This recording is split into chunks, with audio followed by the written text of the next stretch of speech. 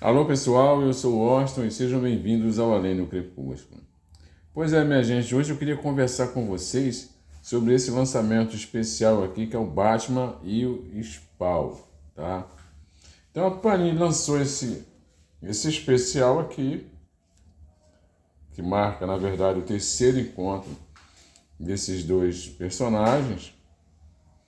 E aproveitando a deixa, ela lançou ainda um segundo encadernado que traz os primeiros dois encontros do Batman e do Spawn que aconteceram ali nos anos 90, tá? Bom, eu não comprei o encadernado porque eu tenho, ele traz essas duas histórias aqui, tá? Do Spawn. São os dois primeiros encontros, entendeu? Então eu achei que não seria o caso de comprar o encadernado. Mas quem quiser comprar o encadernado, são essas histórias que vocês vão encontrar e eu queria mostrar para vocês, tá? Então eu vou começar por essa aqui, que foi a primeira história, tá? O primeiro encontro dos dois. Essa história eu achei interessante do ponto de vista que ela marca o encontro de dois personagens e dois autores. Então a gente já tem aqui o Frank Miller aqui no roteiro, e o Frank Miller na época já era uma lenda dos quadrinhos, e a gente tem o Todd McFarlane nos desenhos, que era um astro em ascensão. Igualmente aos seus personagens, não é? O Batman, ele já era uma lenda aqui nessa época, nos anos 80.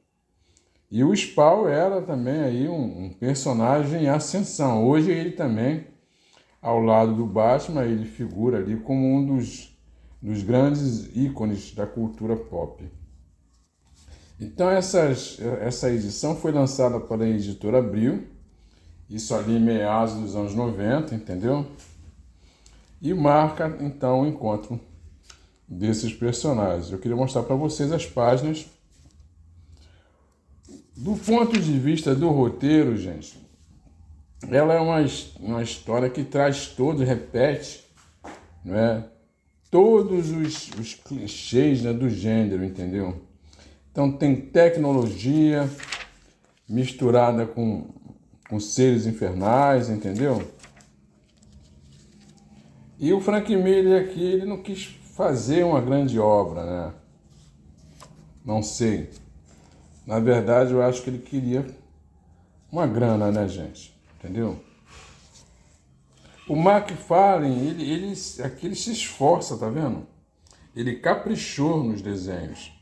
Nunca estiveram tão bons, mas o roteiro é, eu diria que é destinado a uma classe, a uma faixa etária de 12 anos de idade, tá?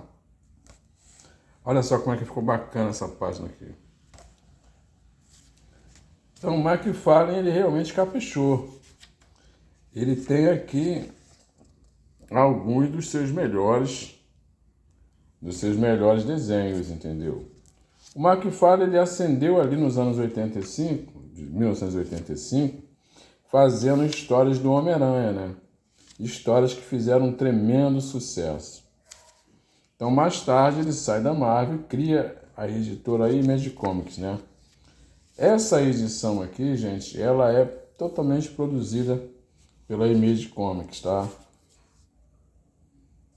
Como são dois personagens de duas editoras distintas, então a Image Comics fez uma e a DC Comics fez outra, tá? O segundo encontro.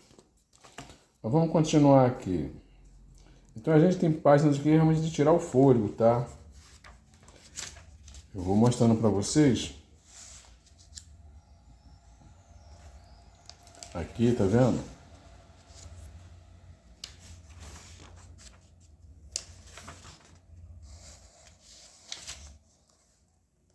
Realmente páginas espetaculares. Então, quer dizer, esse material aqui é o material que vocês vão... Olha só, essa página aqui do Batman, não é?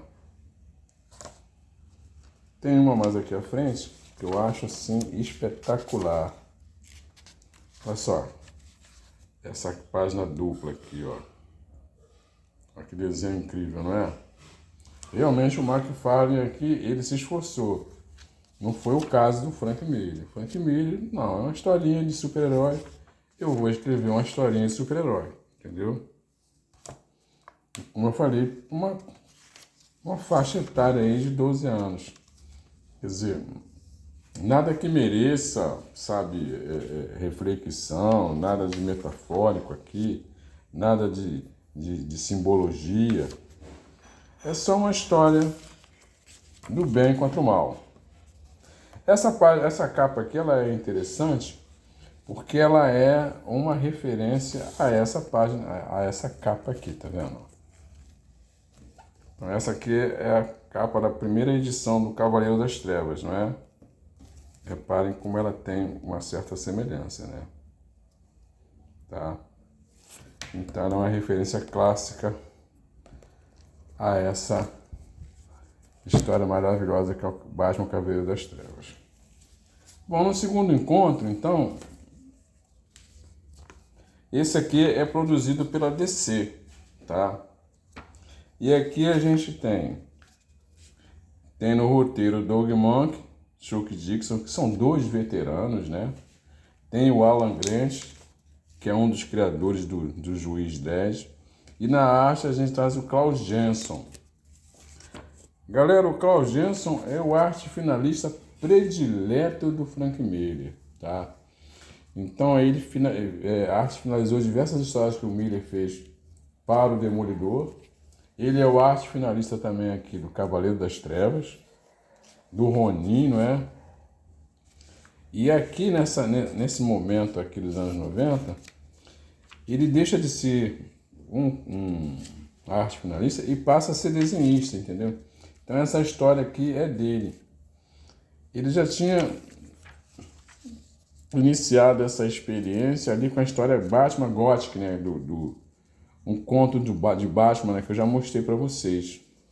Então aqui também a gente vê todos os clichês sendo representados. Aqui a gente vê um homem em busca de poder que acaba criando uma seita e se transformando numa espécie de demônio, entendeu? A arte dos Klaus Jenson, ela é diferente, sabe, gente? Ela não é uma arte, ele não segue o padrão clássico americano. Ela é bem, a gente no início até estranha bastante. Mas como ele foi o arte finalista, olha só que essa página ficou muito legal, viu? Como ele foi o arte finalista do Cavaleiro das Trevas, a gente não consegue deixar de reparar, né? De ter uma impressão de que a gente está vendo o Cavaleiro das Trevas. Tá vendo a arte? Muito boa, muito legal. Curto do desenho dele, tá? Curto. Ele, como desenhista, também tem produzido boas histórias, tá?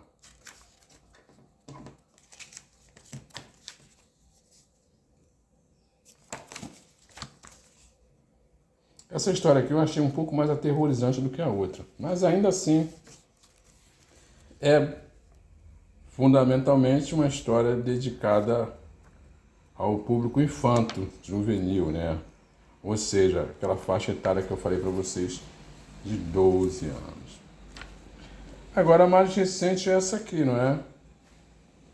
Que a Panini acabou de lançar, tá? Batman Spawn. Olha como é que essa capa aqui ela é interessante, tá? Aqui a gente vê o Batman, não é? E o Spawn aqui caído no chão, não é?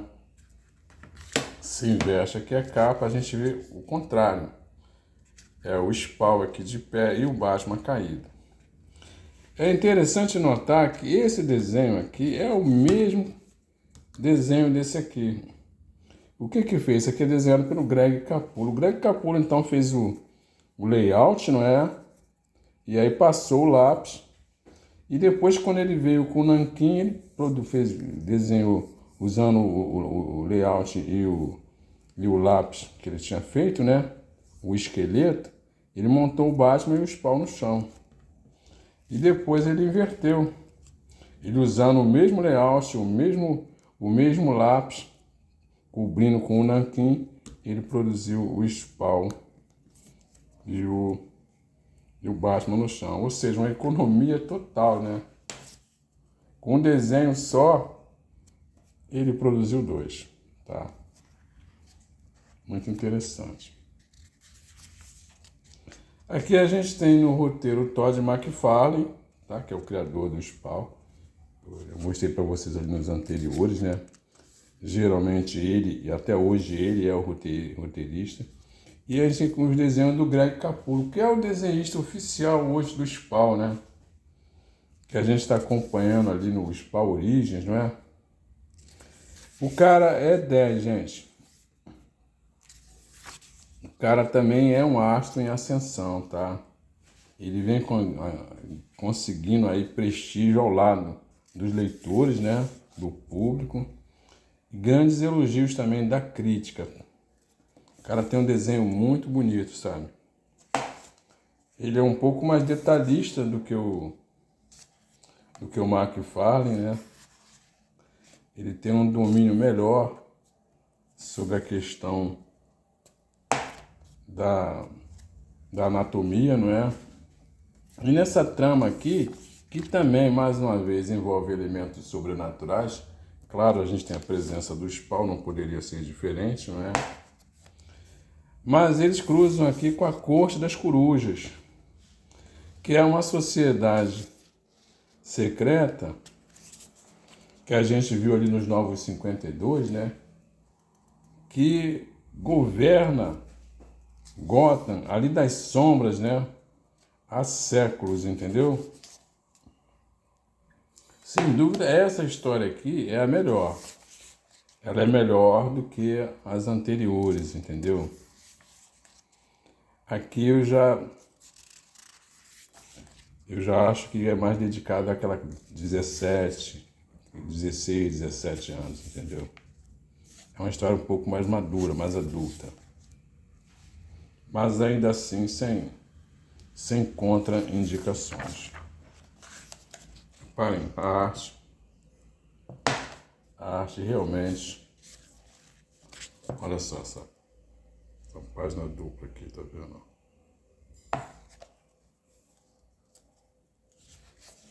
Bom, esse encadernado aqui, tá vendo? Corte das Corujas, né? O guardião da Corte das Corujas, tá? Esse encadernado aqui tem 64 páginas e custa R$ 28,90. Ou seja, é um precinho legal, tá? Bacana, encadernado, viu? Capa mole, envernizada, lombada quadrada e o miolo todo em papel couché, tá?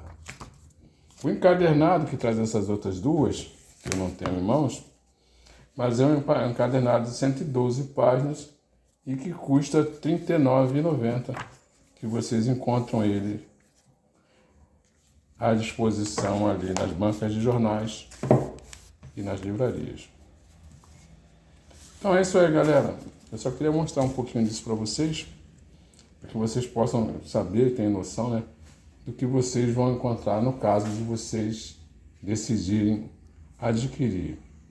Não é indispensável não, viu, gente? Sinceramente, eu não consideraria um material descartável, não. Vai ficar bem na sua estante. Valeu, galera. Se vocês curtiram o vídeo, deixa um like aí pra mim. Se inscrevam no canal, compartilhem. E comentem aqui embaixo sobre o que vocês acharam desse programinha. E a gente se vê.